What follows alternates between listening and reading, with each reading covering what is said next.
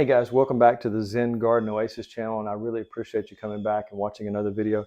Today we are talking about these little summer beauties right here. It's the middle of September, and so the season of watermelons will soon be coming to an end.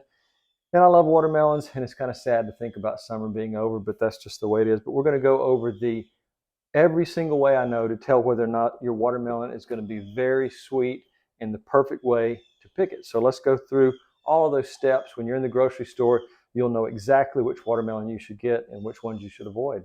One quick note before I move on. I know you heard all that noise from the crows outside. It's like a scene from The Omen 2. So anyways, let's move forward. And sorry, I closed the greenhouse door, so hopefully you won't be hearing that in the background. It's just hard to get them to stop without firing off a shotgun. So the first thing I want to talk about in picking your watermelon is whether it's round or oblong. This is kind of a little bit of both. It's a little bit oblong and a little bit round. So, but I've seen, they come in completely oblong and almost perfectly round, like a cantaloupe or something. But what I'm going to say is you want symmetry in the watermelon. If there's an unevenness about it and it just doesn't look right, that's a sign that it hasn't grown properly and it's probably not as sweet as you want it to be. So avoid those that doesn't have symmetry. You want there to be a certain amount, even oblong or round. You want it to have it's just a natural shape. If you see that it's kind of deformed, that's a sign of a watermelon that hasn't had enough time to grow, or if it's grown, it might have grown improperly. The next thing we're going to talk about is the watermelon's field spot, and that is this right here.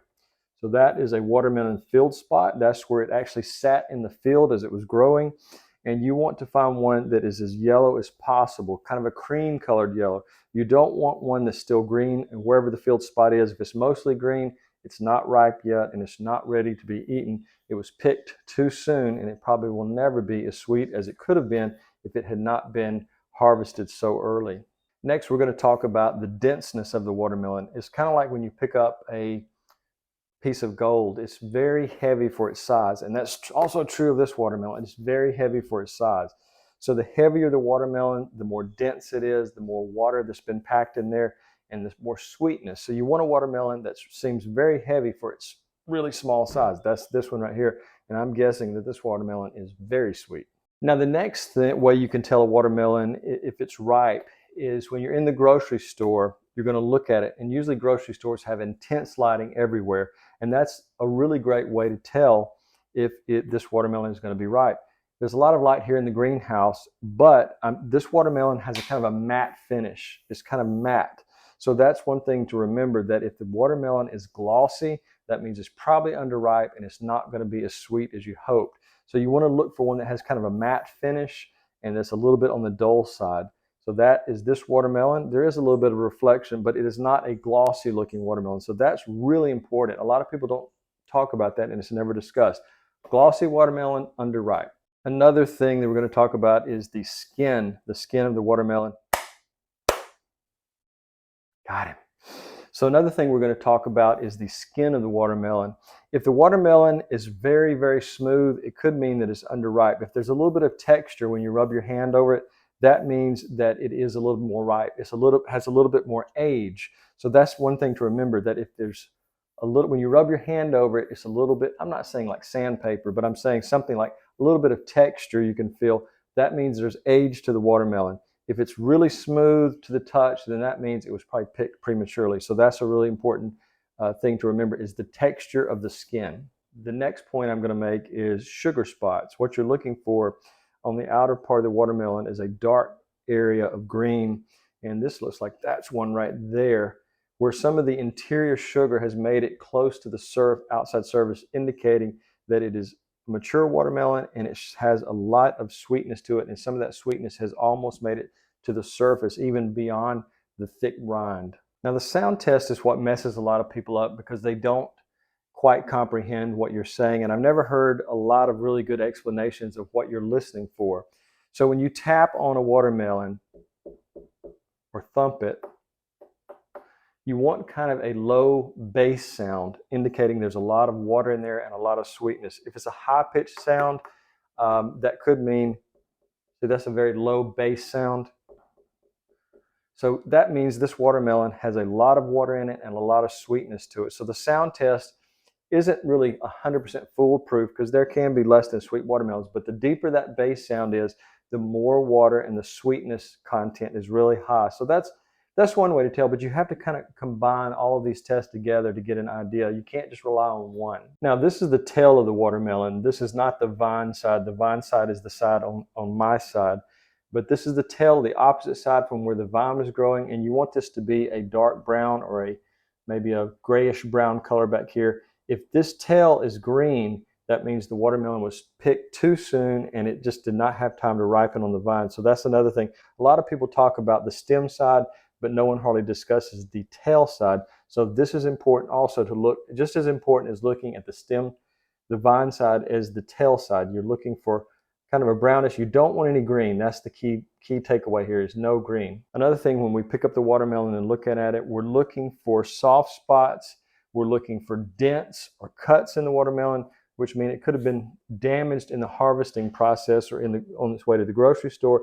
That could be a sign that it wasn't well taken care of and it probably had some issues along the way. So you want to avoid those things. Soft spots, dents, and cuts, and you can kind of just grip the watermelon all over and make sure there's no overripe areas. That would be a sign that this watermelon is not good. I can't feel anything like that. It feels very firm all the way around. So that is another good sign that this watermelon is very sweet. So the next thing we're going to talk about in watermelons is really unusual. When I learned this, I was very amused by it because I thought the person that told me this was really messing with me, joking with me. We're going to talk about the watermelon's gender itself. Typically, a watermelon that is elongated is a male flower that became the watermelon, and a round watermelon was a female flower. Now, that's not always the case, but generally that is the case. And the female watermelon, or the round watermelons, tend to be much more sweet than the elongated watermelon. So if you really want to maximize sweetness, and you can pick between an elongated, which is huge, and it looks like, oh wow, this is going to feed much more people. Well, you can do that, but I would opt for the two smaller watermelons that would have much more sweetness, and I think everybody would enjoy quite a bit more. So round for me is better. This one's a little bit more round, but the elongated ones, I never thought those were as good as the smaller round watermelons. And the sugar babies, probably, I'm not 100% sure, but I believe all the sugar babies that I've seen are round, and that would tell me they're probably all female watermelons. So if I'm wrong about that, please let me know, but I believe that to be true. Now, we've talked about using many of our senses. We've talked about sound, our hearing, visual, our eyes, and one thing that few people talk about is the smell of the watermelon. If the watermelon has a very light fragrance, that means it is probably ripe and it's very sweet. If there is no scent to the watermelon, that means that it's probably underripe and not good. It was picked far too soon. So no scent. If you can't smell anything, that probably means it is not ripe. The last thing would be overripeness. If the smell is overpowering and really strong, that means it's overripe and it's probably not going to be in that sweet zone of perfect sweetness. So that's one of the other senses we can use to tell us whether or not the watermelon is ready to be eaten and whether or not we should buy it. The next thing we're going to do is we're going to use our vision again to look at it, to look at the watermelon and see if it's consistently green with no white streaks in it. That gives you a sign that it's had time to ripen properly.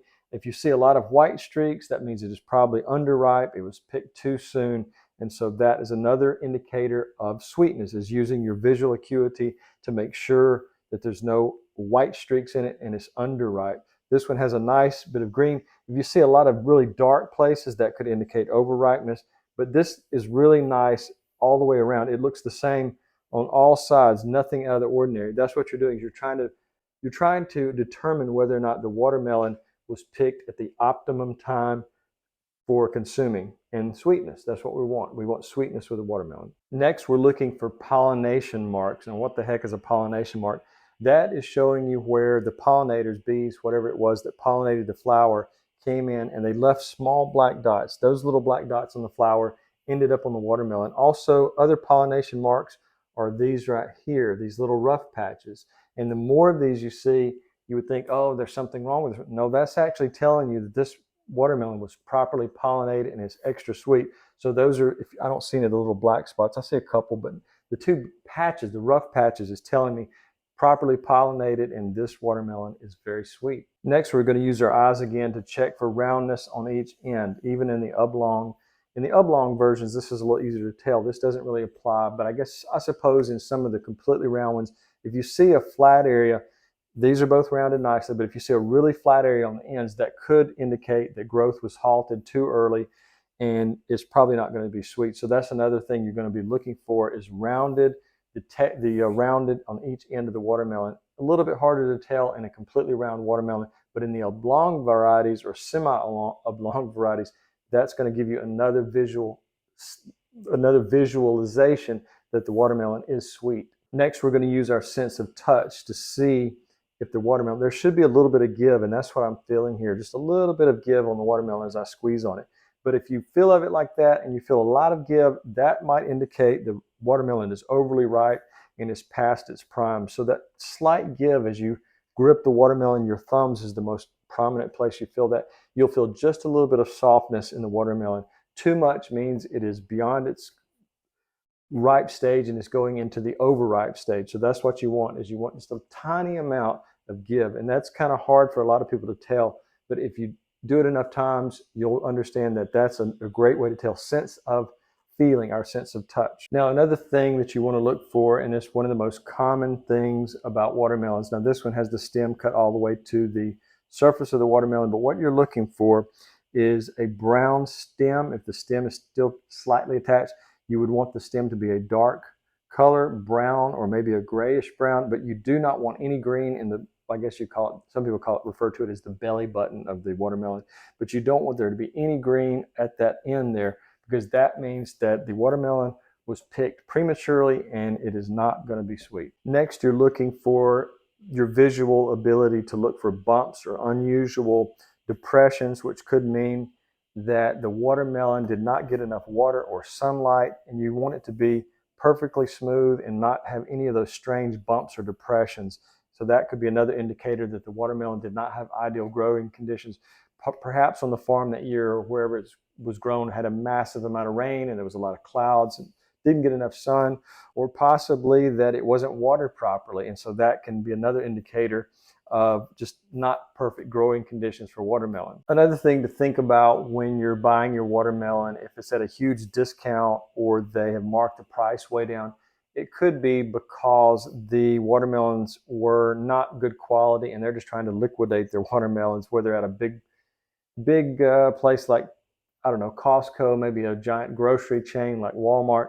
But if you see the watermelons and the bargains on them are just too low, it could mean that there's an inferior quality watermelon and they're just trying to liquidate so they can get rid of them. So that's sometimes an indicator. If the price is too low, it could mean they're just trying to do away with it. So don't always go with the cheapest watermelon. You'll often be disappointed. So you want to buy your watermelons in the season that watermelons are most commonly grown, which is from late spring to early fall. And that's going to be a great time to get watermelons. Maybe the watermelons you're buying are out of season and they might have been imported. And so the quality, they could have been picked early because they're going to be transported a long way. So buying watermelons out of their normal season isn't necessarily a good idea unless you live in a almost tropical area where watermelons can be grown almost anytime. But most of the United States and many countries, they have to purchase watermelons in season if they want the sweetest and the best quality watermelon.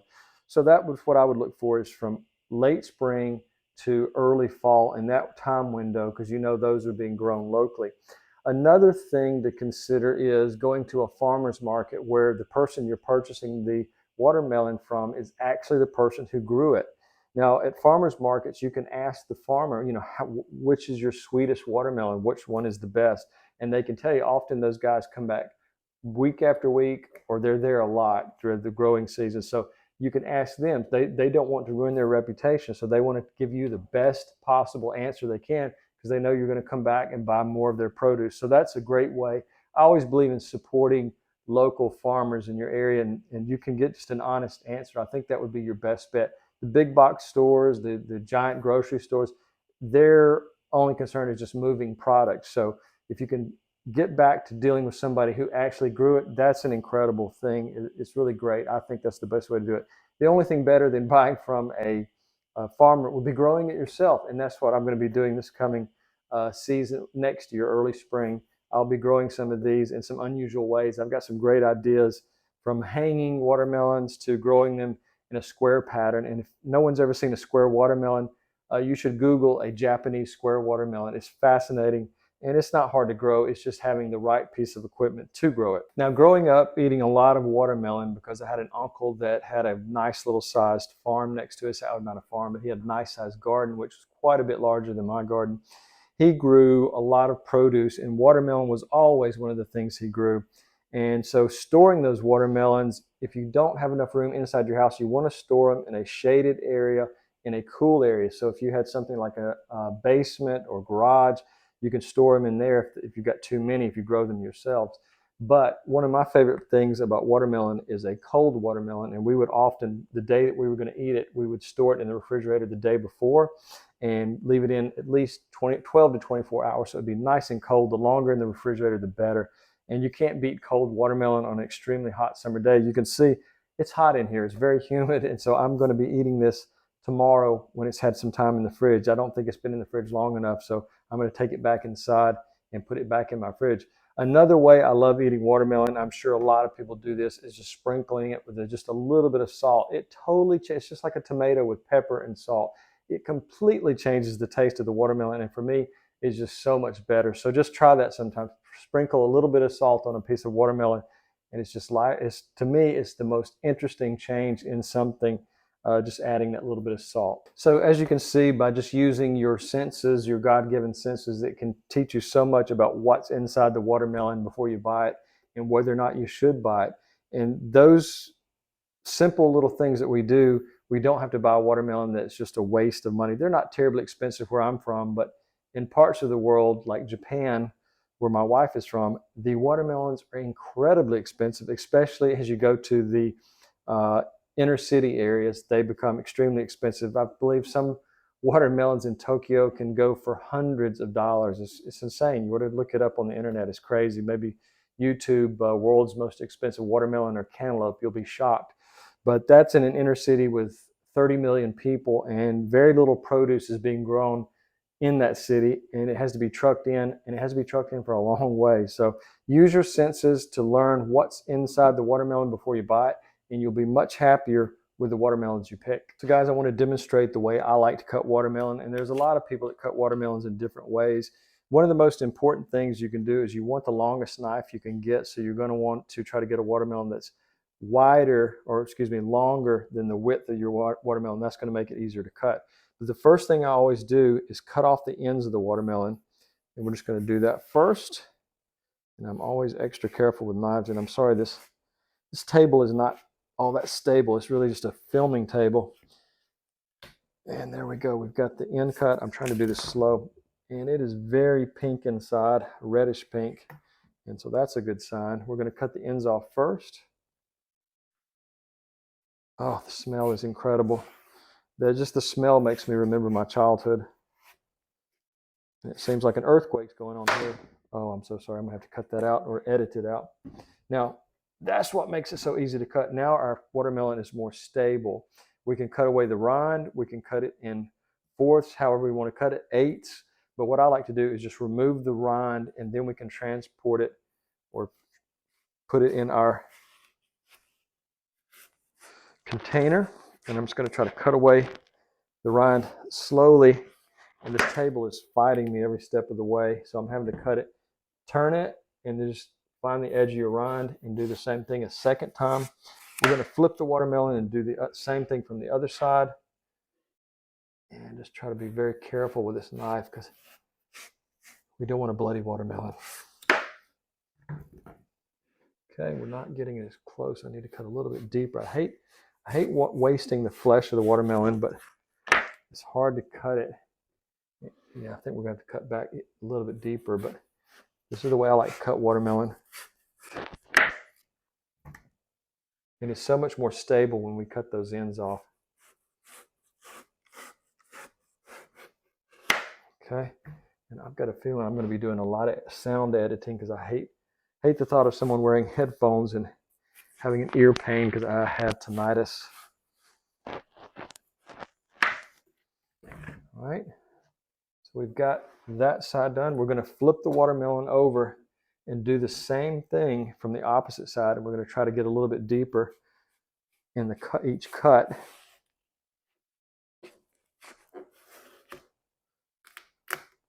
And we're going to cut away the rind as we go. And it's a little bit easier to cut the rind once we've gotten most of the outer area off. Wow, the smell is just incredible on this one. Okay, let's flip it back around. I hate to waste any of the flesh of the watermelon, but I'm just trying to cut it where we have no rind. Wow, it is really great. I think the smell of the watermelon may be my favorite thing about it, even more than taste, because if you've ever noticed, the smell can take you back in time. Let's see, now we've gotten most of that side. Now the sharper your knife, if I had a really sharp knife, I could probably do a better job. I'm not doing the best job on cutting this because my knife is not as sharp as I would like it to be. It's a well-used knife, but if you have an extremely sharp knife, you're going to get better results. So I'm just going to cut away what's left of the rind and make sure we have only the flesh left. And I'm going to test it to see exactly how sweet it is. There we go. We've got the inner core area. May have a tiny piece of flesh here and there, but that's what we've got. Now, from this point, you can cut it any number of ways you want, but what I want to do is just take a piece of it and test the sweetness of it. That is so good. Now, from this point, I'm going to cut it directly down the center.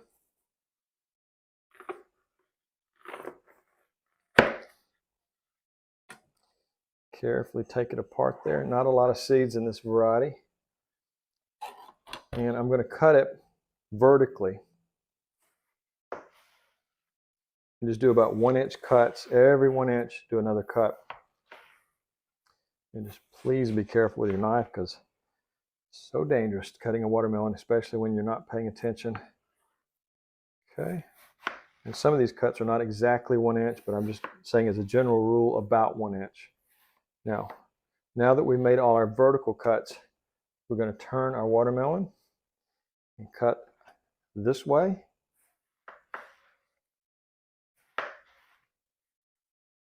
And these will be kind of oblong cubes. And of course, since this isn't a heavily seeded variety, it should be very easy to eat, but it's going to go into the refrigerator for about 12 hours. So that is 1/2. And you can see the cubes. I don't know if you could call it a cube. It's more of a rectangle-ish type cube. Extremely good. So that's how you cut the watermelon. That's how you tell if it's going to be sweet.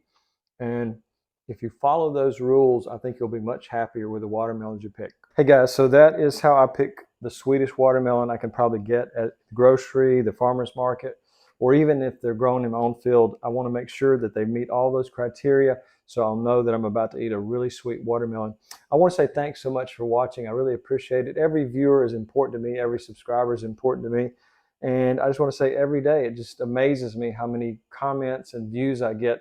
If there's some other way you can tell if a watermelon is sweet, I hope you'll leave it down in the comments below, because I think there is so many ways to do things and not everybody knows every way. So if you do have an additional way that I've forgotten, please put it down below and I will definitely do my best to respond and add it to my list and make a new video later on, including your suggestion. So thanks a lot, guys. I really appreciate it. Have a great day.